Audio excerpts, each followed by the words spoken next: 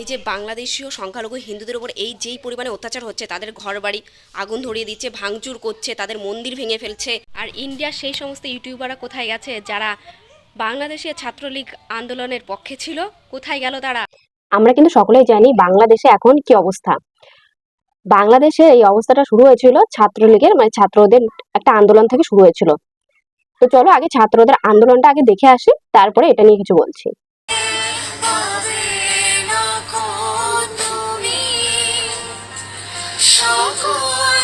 তো এই যে এটা হলো ছাত্রলীগের আন্দোলনটা দেখতে পেলে। তো এই যে এদের কিন্তু ছাত্র আন্দোলন হচ্ছে।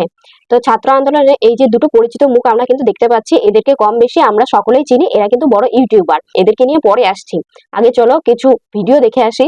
তোমাদেরও মাথার টনক উড়ে যাবে এই ভিডিওগুলো দেখার পরে। মানে এরা সত্যি ছাত্র? তো চলো আগে ভিডিওটা দেখে আসি, তারপরে প্রশ্নটা তোমাদেরকে করব, তোমরা নিজেরাই বলবে এরা ছাত্র কিনা। ঠিক আছে, চলো।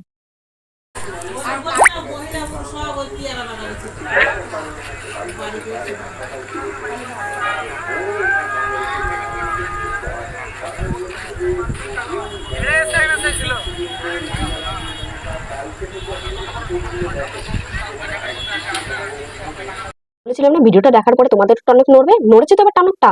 এই ভিডিওটা দেখার পরে একটাই প্রশ্ন ওই সকল ছাত্রছাত্রীদের কাছে, যে তোমরা যে আন্দোলনটা করলে, এই জন্য কি আন্দোলনটা শুরু করেছিলে? এটা কোন ধরনের আন্দোলন?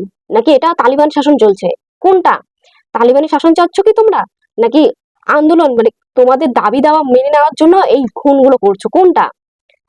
ছাত্রদের হাতে অস্ত্র চলে আসছে, এখন মানুষ মারছে, খুন করছে, ছাত্ররা খুন করছে। মানে এটা সত্যি কি ছাত্ররা করছে? আদৌ কি ছাত্ররা করছে, নাকি এর মধ্যে কোনো রহস্য আছে? অবশ্যই কিছু তো আছে, যার জন্য মানুষগুলো মারা যাচ্ছে, তাই না? 4 কোটি রাজাকারের হাতে যদি অস্ত্র ওঠে, আপনারা কি থাকতে পারবেন? আপনারা মাঠে আসতে পারবেন? এটাই আপনার কাছে প্রশ্ন। আমরা অস্ত্র ধরি না, যে হাতে কলম ধরি সে হাতে অস্ত্র ধরতে আমরা দুইবার চিন্তা করি। আপনাদের আমাদের হাতে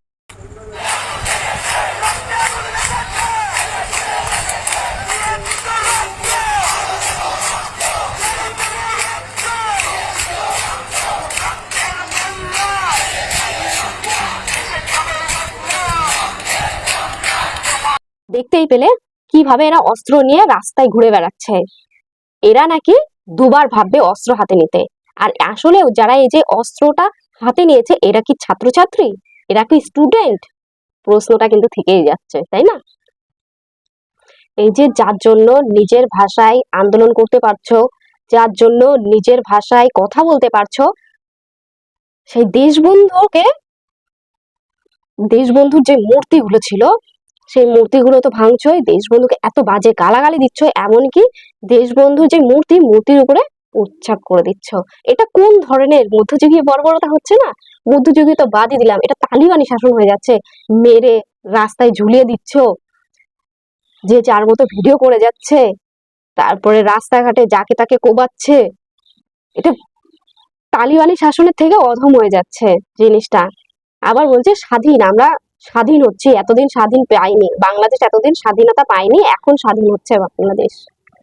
মানে আমার বলতে এতটা ভয় করছে, কথাগুলো আশা করি তোমরা বুঝতে পারছো। আমার কথা যেভাবে বলছি না, এতটা ভয় কাজ করছে মনের মধ্যে, যে আমি ভাগ্যিস আমি ভারতে জন্মেছি, বাংলাদেশে নয়। তাহলে বাংলাদেশে ভাবো, বাংলাদেশের মানুষও কতটা আতঙ্কের মধ্যে আছে, সংখ্যালঘু হিন্দুরা বিশেষ করে কতটা আতঙ্কে আছে।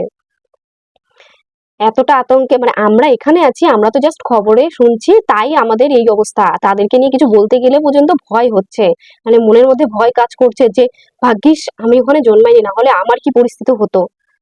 এটা সবার আগে কিন্তু মনের মধ্যে আসছে।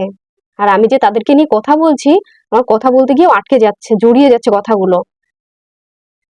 সত্যি মানে ওখানকার যে শাসন ব্যবস্থা, এখন এখন হয়তো ধীরে ধীরে ঠিক হয়ে যাবে, পরবর্তীকালে হয়তো ঠিক হয়ে যাবে, আস্তে আস্তে সবই ঠিক হবে, সবই ঠিক আছে। কিন্তু এই যে যারা এই যে মারা গেল, তোমাদের ভাষায় বাংলাদেশি ভাষায় হলো শহীদ হলো, তাহলে শহীদ হওয়ার পরে কি হলো বলো? যারা শহীদ হলো তার পরিবারটার কি হবে? যে শহীদ হয়েছে তার পরিবারটার কি হবে? সে তো মারাই গেল, তার পরিবারের কি হবে? পরিবারের কথা কি কেউ ভাববে? জানি না ভাববে কিনা, হয়তো ভাবতে পারে, আবার নাও পারে, জানি না কি হবে। এই যে বাংলাদেশীয় সংখ্যালঘু হিন্দুদের উপর এই যেই পরিমাণে অত্যাচার হচ্ছে, তাদের ঘরবাড়ি আগুন ধরিয়ে দিচ্ছে, ভাঙচুর করছে, তাদের মন্দির ভেঙে ফেলছে। মানে এটা কোন ধরনের আন্দোলন এটা?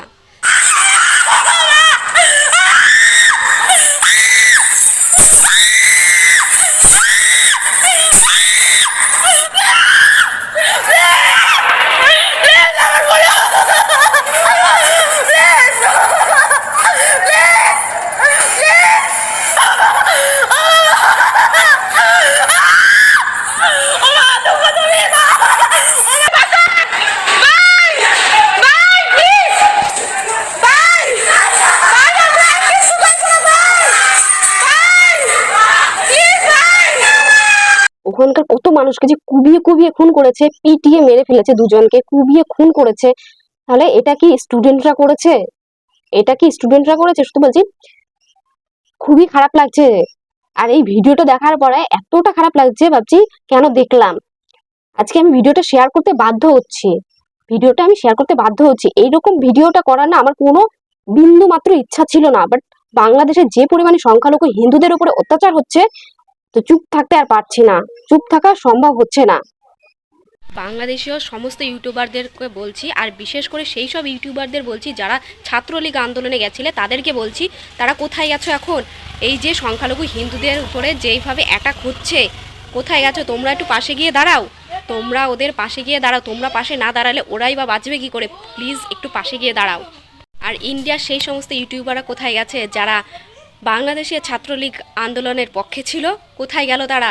তারাও একটু সংখ্যালঘুদের পাশে গিয়ে তাদেরকে নিয়ে কিছু বলুক, দেখি কত সাহস, দেখি তাদের পাশে দাঁড়াও এবার।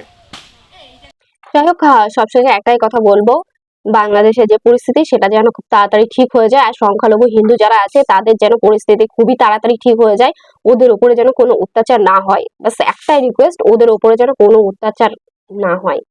বাংলাদেশি ইউটিউবার তোমাদেরকেও বলছি, তোমরা একটু ওদের পাশে দাঁড়াও।